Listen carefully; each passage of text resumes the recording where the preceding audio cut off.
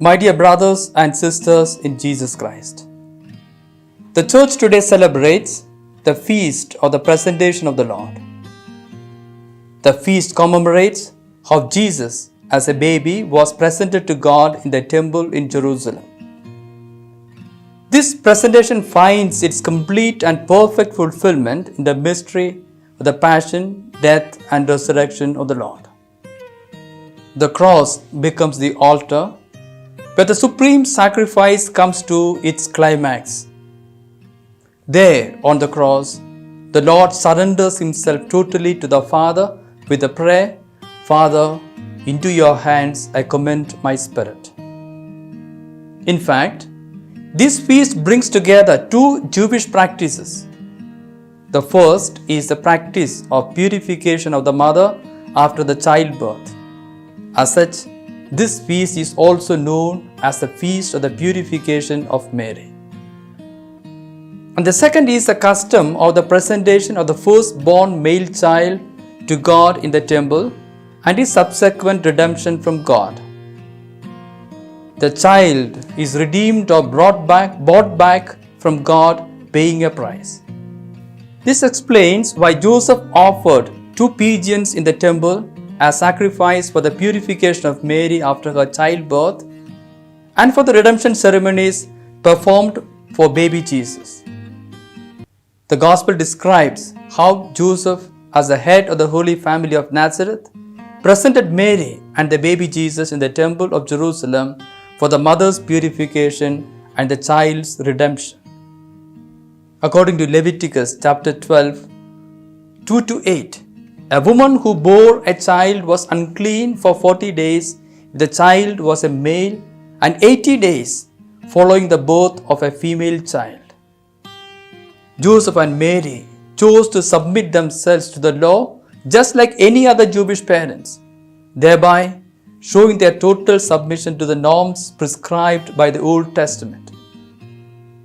According to Exodus chapter 13 verse 2 and 12-13, every firstborn male belongs to God and must be set apart for the Lord. In other words, he is dedicated to the service of God. However, once divine worship was reserved to the tribe of Levi, firstborn who did not belong to that tribe were not dedicated to God's service. And to show that they continued to be God's special property, a rite of redemption was performed.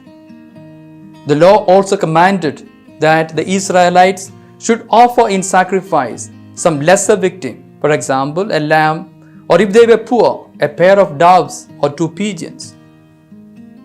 The book of Numbers, chapter 18, verse 15 taught that since every Jewish firstborn male child belonged to Yahweh, the parents had to buy back or redeem the child by offering a lamb or turtle doves as a sacrifice in the temple. The price of redemption for a human baby is 5 shekels of silver, according to Numbers chapter 18, verses 15-16. Jesus never needed to be bought back, as he belonged wholly to the Lord. But Joseph kept these laws as an act of obedience to God. According to Dr. Scott Hahn, the feast we celebrate shows a curious turn of events. The Redeemer is redeemed. She who is all pure presents herself to be purified. Such is the humility of our God. Such is the humility of the Blessed Virgin. They submit to the law even though they are not bound by it. As an infant, Jesus was brought to the temple by his parents out of religious duty. Today, all parents need to take their duties to God seriously, to inculcate their faith in the next generation by their words and by their actions, so that their faith will be handed on where the faith is first learned, in the family and at home. Each of us have been presented to the Lord on the day of our baptism.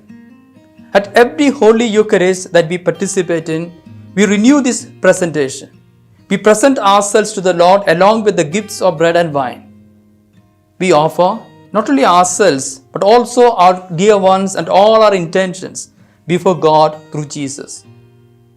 Lord, help us to live our daily lives with the awareness that we are a people dedicated and consecrated to God. And that because we are dedicated and consecrated to God, we are obliged to lead holy lives.